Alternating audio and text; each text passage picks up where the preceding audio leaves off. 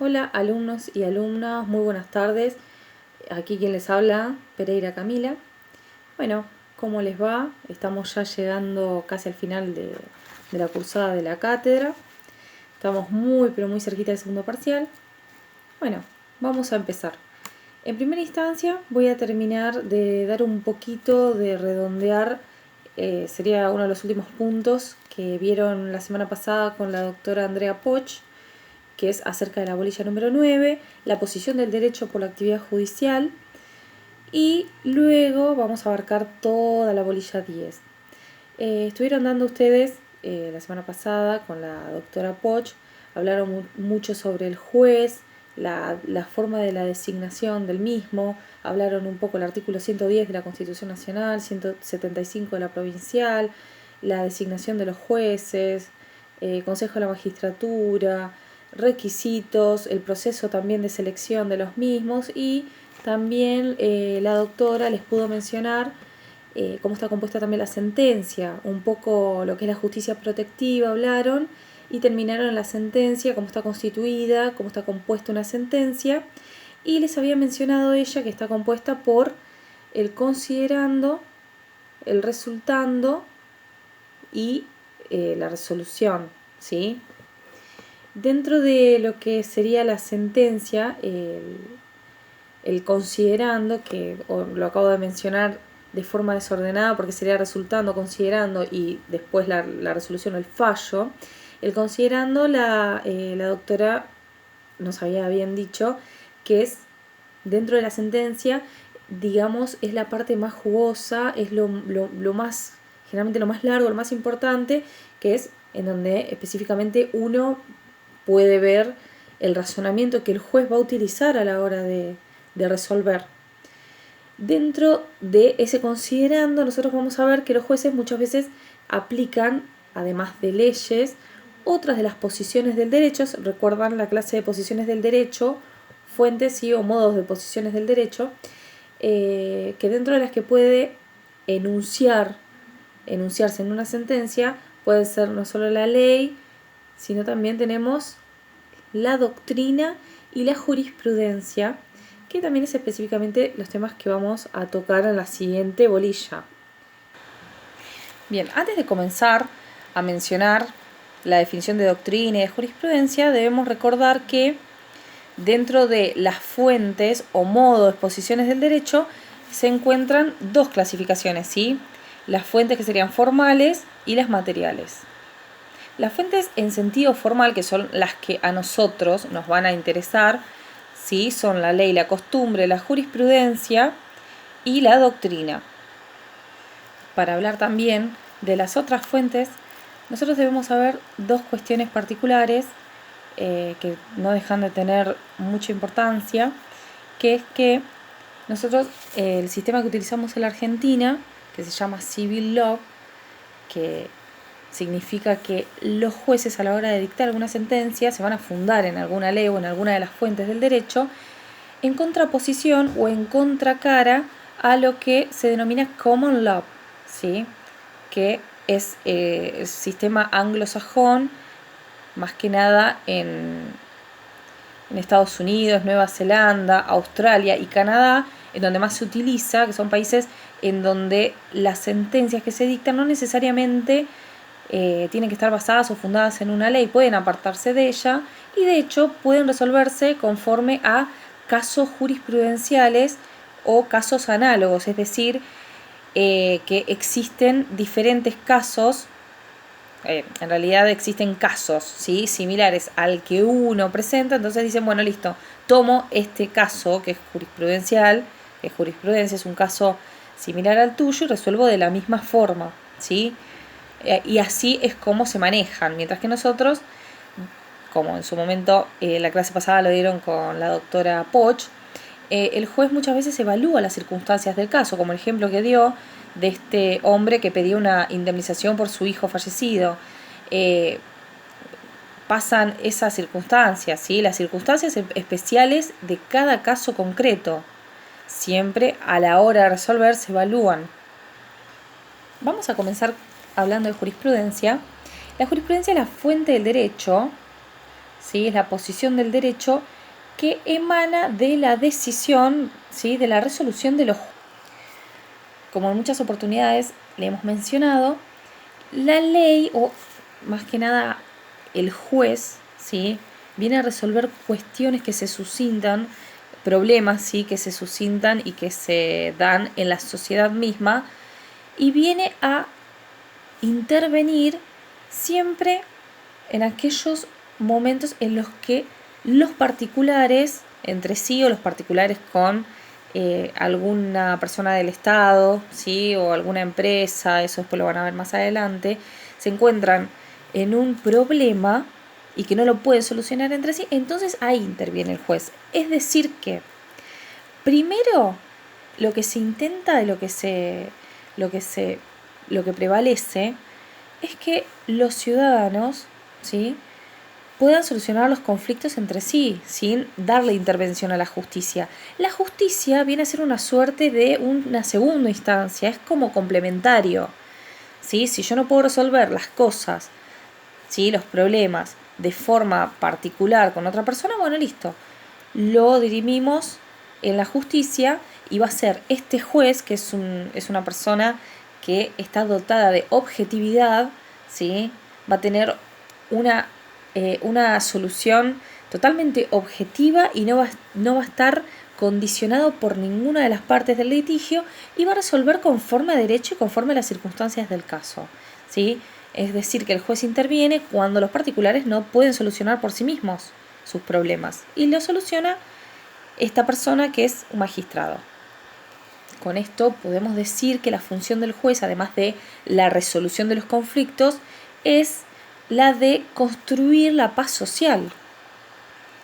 ¿Por qué esto? Porque, bueno, decidir jurídicamente un litigio es construir la paz y el diálogo en la sociedad, reconduciendo a las relaciones interpersonales entre las personas y el respeto a la dignidad del hombre.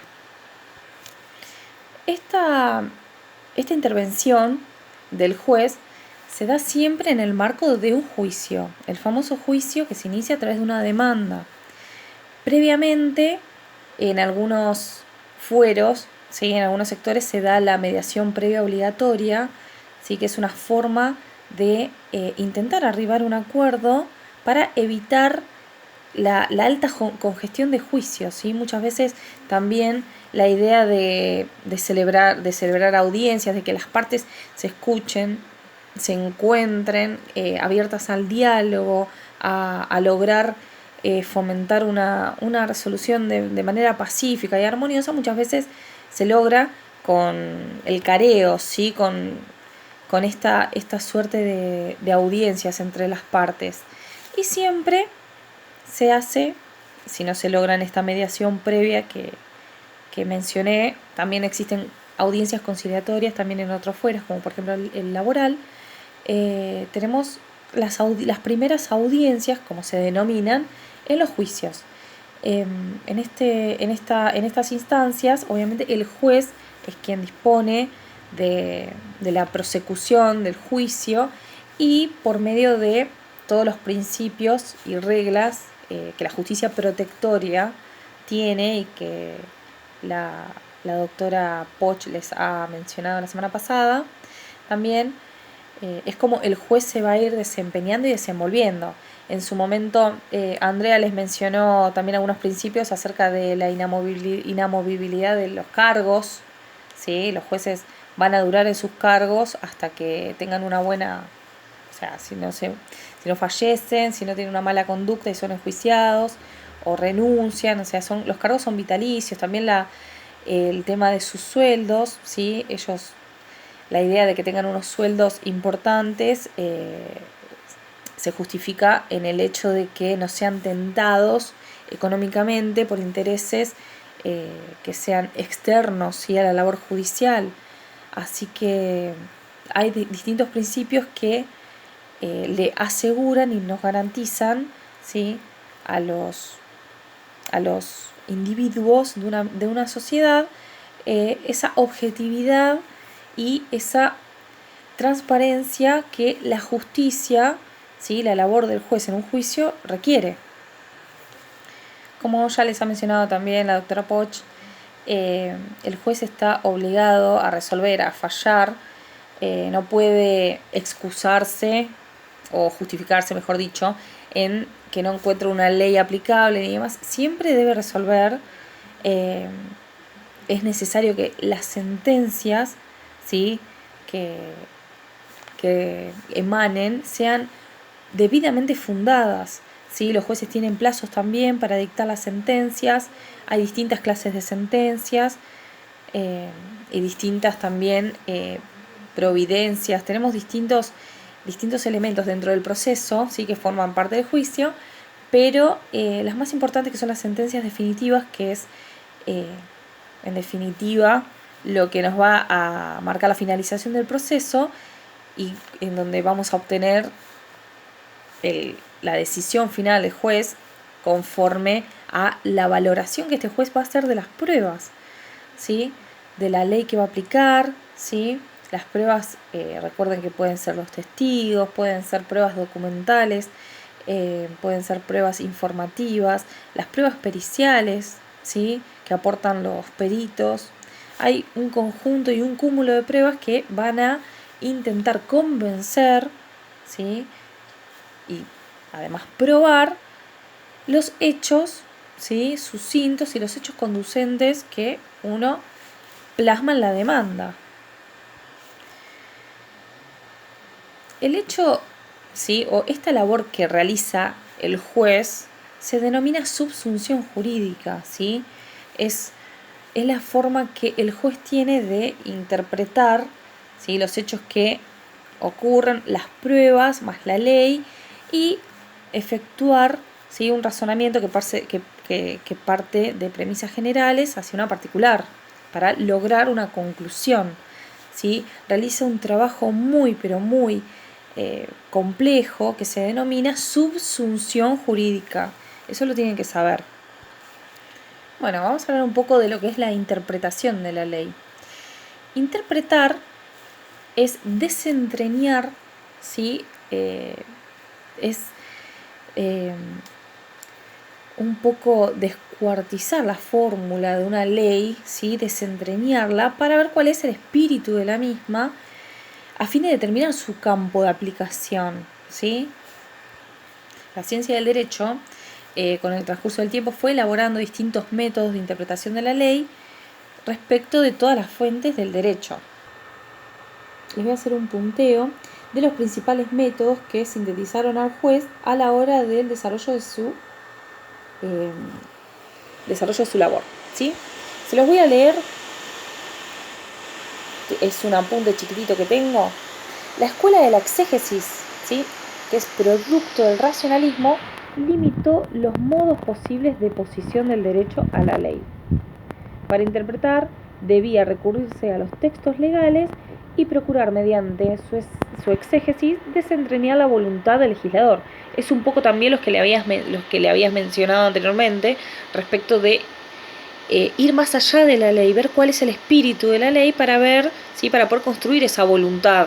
Entonces, se debe recurrir a una interpretación gramatical de la fórmula, ¿sí?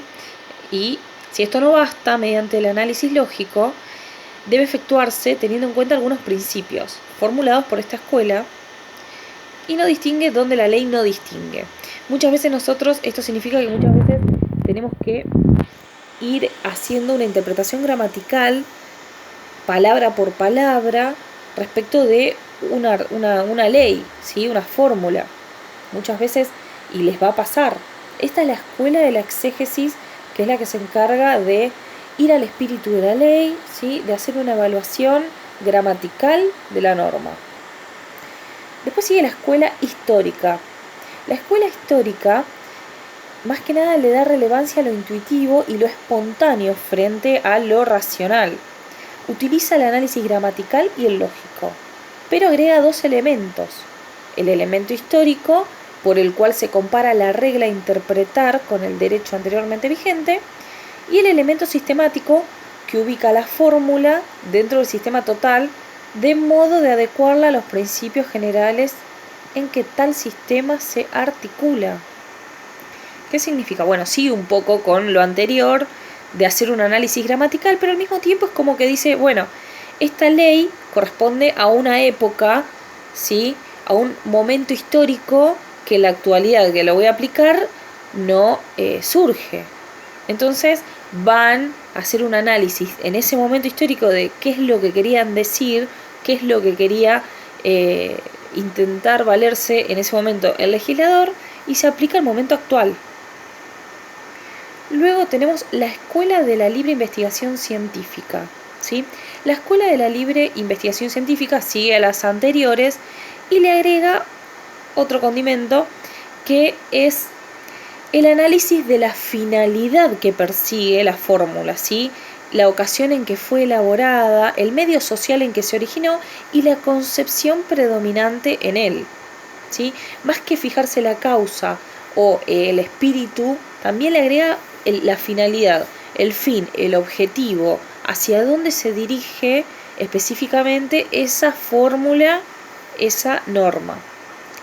Y por último tenemos la Escuela del Derecho Libre, que revaloriza la importancia de los sentimientos, ¿sí? En la determinación de una acción, el pensamiento y la capacidad del juez, ya que considera que la ley es insuficiente por sí sola. Entonces le incorpora estas cuestiones subjetivas que van a venir a complementar, ¿sí?, a todas aquellas anteriores que venimos mencionando. Es decir, que fue evolucionando y se le fueron agregando determinados componentes que hicieron a que esto sea el método que brinda el juez para el desarrollo de su labor. Bueno, hoy les había comentado, les había ya tirado un primer indicio acerca de lo que era jurisprudencia, ¿sí? Que se refiere, es la posición o modo de posición del derecho, que se refiere a las resoluciones de los jueces, ¿sí? Podemos definirla según Maynes, ¿sí? Se escribe con Y y termina con Z, que la define como el conjunto de principios y doctrinas contenidas en las decisiones de los tribunales. Hay que definir, ¿sí?, y hay que distinguir que la sentencia es una norma individual respecto de un caso específico, ¿sí?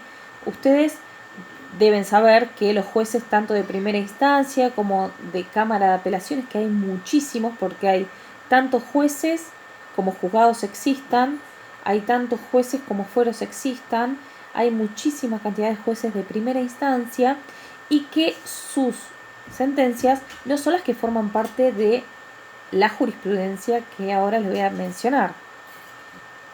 Entonces, mientras la sentencia, ¿sí?, es una norma que es válida para ese caso específico, la jurisprudencia plantea una solución para todos los casos similares, ¿sí? Es una norma válida para todos los casos similares y no es que cuando hablamos de jurisprudencia nos referimos a un conjunto de fallos, que tienen que ser múltiples fallos o múltiples sentencias. No, la jurisprudencia puede estar compuesta por una sola sentencia que sienta un precedente jurisprudencial, como se lo llama, por resultar novedoso, por ser un caso específico, y de ahí en más, nosotros como abogados tenemos que estar siempre atentos a esta jurisprudencia, porque cuando tengamos el día de mañana un caso similar al que resolvió la Corte, nosotros nos amparamos y nos fundamentamos en eso, ¿sí? Nosotros le decimos al juez, mire, se lo escribimos en la demanda, ¿no?, con todo el lenguaje jurídico y técnico que requiere escribir en una demanda, pero básicamente lo que le vamos a solicitar al juez es, mire, si la Corte Suprema decidió tal y tal cosa respecto de este caso que es igual al mío, usted deberá resolver de la misma manera. Entonces, ese es el sentido, es el juego o sea, el sentido que tiene la jurisprudencia y la importancia que tiene para nosotros, ¿sí? Y además para los jueces a la hora, obviamente, de fallar.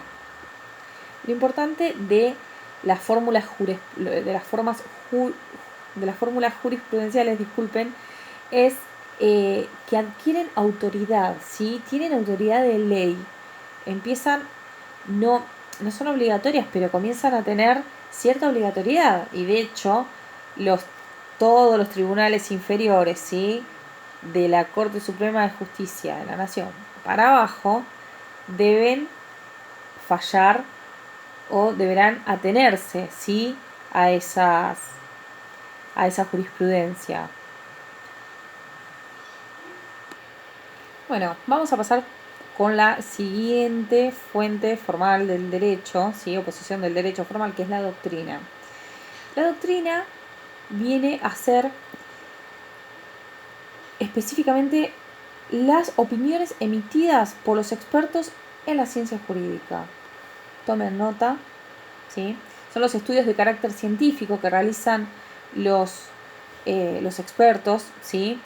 Se los denomina doctrinarios. Muchas veces ustedes pueden ver en sentencias o en alguna demanda que uno, cuando pone doctrina, muchas veces pone libros, ¿sí? Libros, obras, autores, se ponen las páginas, generalmente la editorial. Tienen también, además por la importancia, ¿sí?, del doctrinario que lo escribe, ¿sí?, por la trascendencia, también por la riqueza, muchas veces generan cierta contundencia a la hora de